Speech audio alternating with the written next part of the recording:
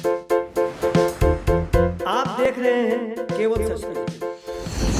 जिंदाबाद कुमार सिंह जिंदाबाद जिंदाबाद जिंदाबाद आवाज दो जीविका दीदी जिंदाबाद जिंदाबाद कुमार सिंह जिंदाबाद जिंदाबाद जिंदाबाद बिहार प्रदेश जीविका कैडर संघ जिंदाबाद जिंदाबाद जिंदाबाद।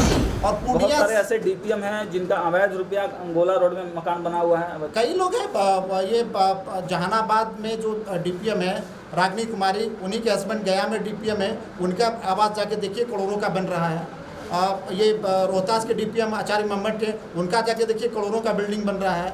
अब आपको बता दें कि कई जो स्टेट में बैठे हुए लोग हैं करोड़ों का फ्लैट बिहार से बाहर खरीद के रखे हुए हैं। क्या चाहते हैं, क्या होना चाहिए जीविका? देखिए- 5 ऐसे बड़े भ्रष्टाचार जीविका देखिए जो आप जानते हैं। जीविका में कोई ऐसा चीज़ ही नहीं बचा हुआ जिसमें भ्रष्टाचार नहीं है। बड़े भ्रष्टाचार आप अगर रैंकिंग देना चाहें, 1 2 देखिए अभी 3 तो मुख्यमंत्री का एक मलबरी योजना था, कोशी मलबरी योजना, 800 लगभग 800 करोड़ का प्रोजेक्ट था, उसमें 80 लाख का भी काम नहीं हुआ। ठीक है। स्किल डेवलपमेंट पे लगभग हमको लगता है 2 दर्जन कंपनियां जीविका का 8 करोड़ 8 लाख 10 लाख 8 करोड़ 10 करोड़ रुपया लेके भाग गई, और ये मिली भगत से भागी है। वैसे कंपनियों को टेंडर दिया गया है कि जिससे पहले सेटिंग था कि भाग जाना तुमको। अभी जीए डिजिटल MIS एग्जीक्यूटिव और डाटा एंट्री ऑपरेटर के नाम पे जो सिलेक्शन हुआ है, उसमें जो बिहार के युवाओं से पैसा लेके सिलेक्शन हो गया, वो 100 करोड़ का लगभग घोटाला है। तो ऐसा क्या हो गया जो जीविका से पूरी तरह से आप रुष्ट है? देखिए रुष्ट नहीं है, एक सिस्टम है, करप्ट सिस्टम से एक लड़ाई है। हमारा जो सिस्टम है, जीविका जो सिस्टम है, बाह्य रूप में बहुत अच्छा है, देखने में सुनने में बहुत अच्छा है, लेकिन जो इसकी आंतरिक स्थिति है, जो संरचना है, पूरा करप्शन से भरा पड़ा है। कुछ लोगों का कहना है कि आप इसके माध्यम से राजनीति कर रहे हैं, आप अपना पर्सनल फायदा इसको मतलब करना चाह रहे हैं। अच्छा, तो ये जीविका कैडर जो या जीविका दीदिया जो नीतीश कुमार की रैली में जाते हैं, तो नीतीश कुमार का भी तो पर्सनल बेनिफिट है ना, तो नीतीश कुमार भी तो इसको यूज कर रहे हैं। इसका मतलब 2000 रुपया में 750 रुपया दे के और अपनी जो रैलियों में नीतीश कुमार ले जाते हैं, इसका मतलब नीतीश कुमार भी इसका पर्सनल फायदा उठा रहे हैं। पैसा सरकार का है, पैसा वर्ल्ड बैंक का है, पैसा सोशल डेवलपमेंट के लिए है, पैसा महिला सशक्तिकरण के लिए है, और वो क्या रहा है कि नीतीश कुमार अपनी रैलियों में इसको यूज कर रहे हैं। नमस्कार, मैं हूं सागर कुमार और आप देखना शुरू कर चुके हैं केवल सच न्यूज।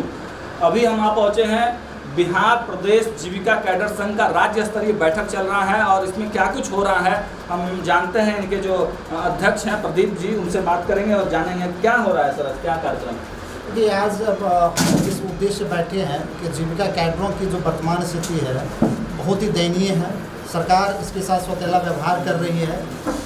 सरकारी जितनी भी स्कीमें हैं, सरकार की जितनी स्कीमें हैं, उसको धरातल पे उतारने में जीविका कैडरों की अहम भूमिका होती है, जीविका दीदियों की अहम भूमिका होती है। लेकिन आपको जान के आश्चर्य होगा कि आज सबसे ज़्यादा जीविका कैडर ही छले जा रहे हैं।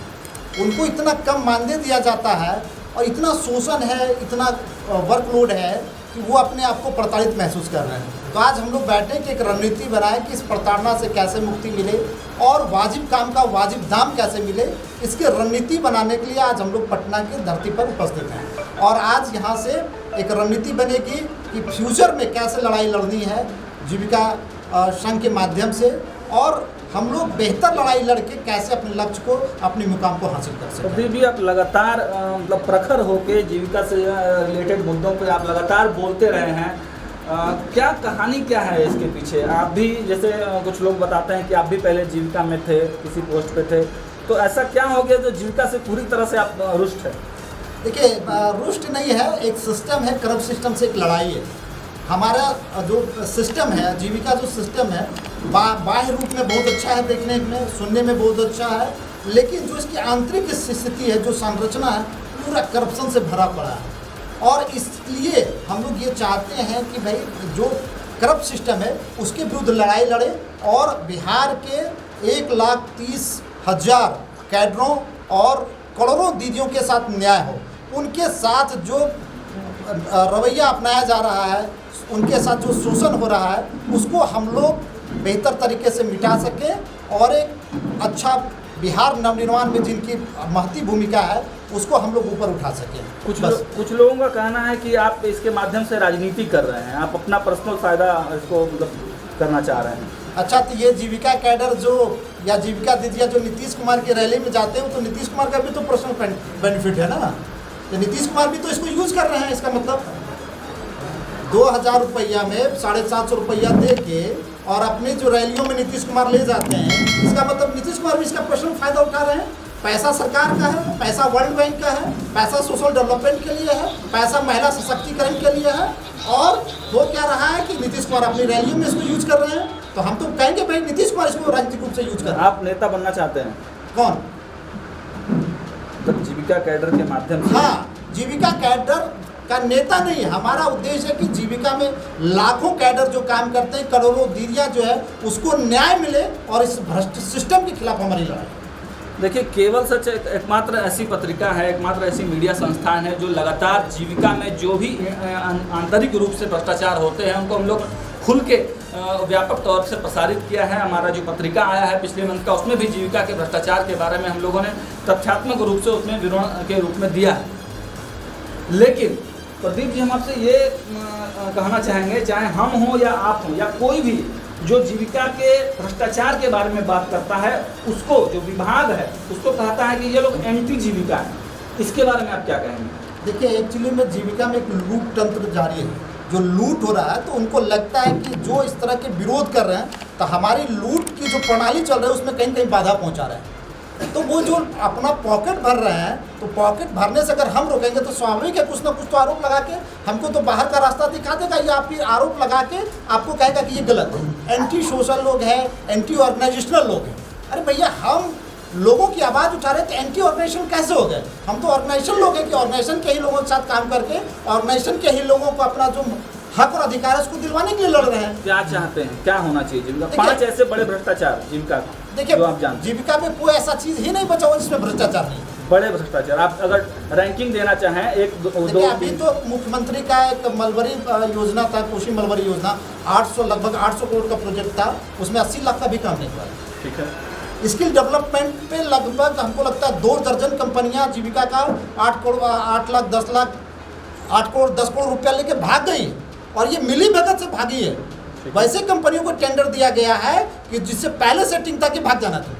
अभी जीए डिजिटल MIS एक्जीक्यूटिव और डाटा एंट्री ऑपरेटर के नाम पे जो सिलेक्शन हुआ, उसमें जो बिहार के युवाओं से पैसा लेकर सिलेक्शन हो गया, वो 100 करोड़ का लगभग घोटाला है। घोटाले तो बड़े बड़े घोटाले हैं। कोई ऐसा चीज़, अभी नीरा का कार्यक्रम चल रहा है, कहीं नीरा कहीं धरातल पे नहीं है। पूरे बिहार में ताड़ी का बिक्री हो रहा है, और ये डाटा दे रहे भाई नीरा का हम बिक्री कर रहे हैं। पटना में विभिन्न स्टॉल खोल दिए गए हैं, करोड़ों रुपए नीरा के नाम पे खर्च हुए। आप पटना का स्टॉल जाके देखिए कि वहाँ पे सारा स्टॉल बंद आपको मिलेगा।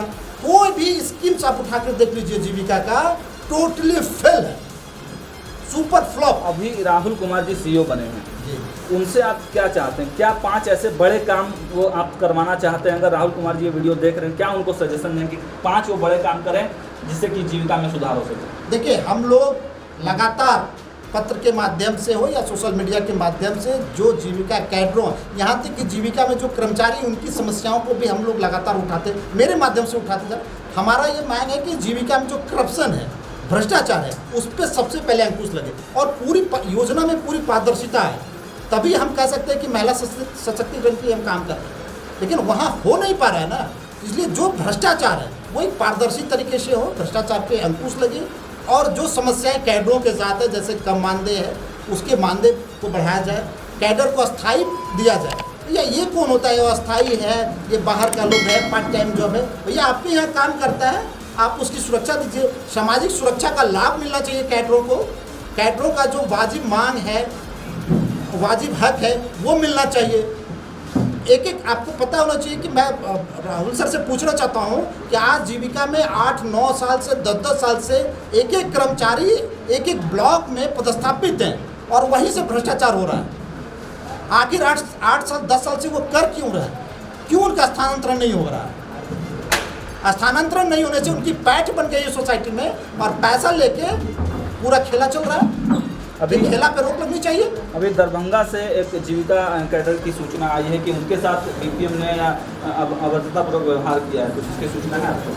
देखिए, ऐसी सूचनाएं रोज 50 सूचनाएं आती हैं, लेकिन विभाग को इस पर कार्रवाई। वैशाली का क्या मामला है? देखिए, वैशाली में कई ब्लॉक्स में कई मामले हैं, बहुत गंभीर मामले हैं। पैसा निकासी का, अवैध निकासी का मामला है। वहाँ के जो सीनियर कर्मचारी हैं वो जूनियर कर्मचारी पर अत्याचार कर रहे हैं। कुछ स्टेट में जो बैठे हुए लोग हैं उनके अपने चमचे वहाँ पे बैठे हुए हैं जो निचले कर्मचारी को प्रताड़ित करते हैं। पहले पूर्णिया का मैटर भी आप देखिए, पूर्णिया तो हमको लगता है कि बिहार में सबसे कोई भ्रष्ट जिला है, जीविका में सबसे ज़्यादा कहीं लूट हुई है तो वो पूर्णिया है। और बहुत पूर्णिया सारे ऐसे डीपीएम हैं जिनका अवैध रुपया अंगोला रोड में मकान बना हुआ है। कई लोग हैं। ये जहानाबाद में जो डीपीएम है रागनी कुमारी, उन्हीं के हस्बैंड गया में डीपीएम है, उनका आवास जाके देखिए करोड़ों का बन रहा है। ये रोहतास के डीपीएम आचार्य मम्मट है, उनका जाके देखिए करोड़ों का बिल्डिंग बन रहा है। अब आपको बता दें कि कई जो स्टेट में बैठे हुए लोग हैं करोड़ों का फ्लैट बिहार से बाहर खरीद के रखे हुए हैं। ये भागलपुर के डीपीएम के खिलाफ या बहुत सारे मामले हैं। कुछ ऐसी चीज़ें हैं जो जानकारी है लेकिन हमारे पास साक्ष्य नहीं है, उसमें बहुत मजबूती के साथ हम अपनी बातों को रख नहीं सकते क्योंकि हमारे पास साक्ष्य नहीं। लेकिन कुछ ऐसी चीज़ें होती कि जो साक्ष्य नहीं होने के बावजूद भी आपको उसकी पूरी जानकारी है। कोर्ट में भी गए जी, इस मामले भ्रष्टाचार में जो अभी तक मामले हैं उसको लेकर मैं पिछले 4-5 साल से लोकायुक्त में लड़ रहा था। लोकायुक्त ने मान लिया है कि जीविका के विभिन्न स्तरों पर भ्रष्टाचार व्याप्त है। लोकायुक्त का ये जजमेंट, लोकायुक्त में जजमेंट में एक कोटेशन है, कोर्ट है किया हुआ लोकायुक्त ने, और इसी को लेकर मैंने उस मामले को लेकर हाईकोर्ट गया। आप अभी जीविका में हैं? नहीं, जीविका में नहीं। ठीक है। क्या नाम हुआ सर आपका? क्या है आप? बिहार प्रदेश जीविका कैडर संघ के प्रदेश उपाध्यक्ष। क्या कहना चाहेंगे जीविका के बारे में?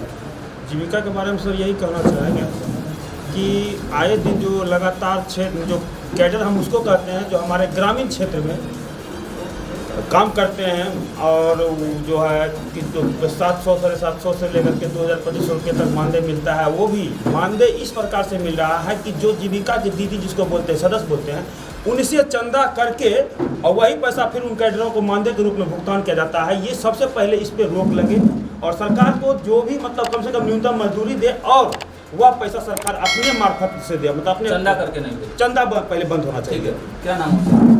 हरिराम कुमार हुआ। मैं इन लोग के कैडर संघ में मैं यहाँ आया हूँ।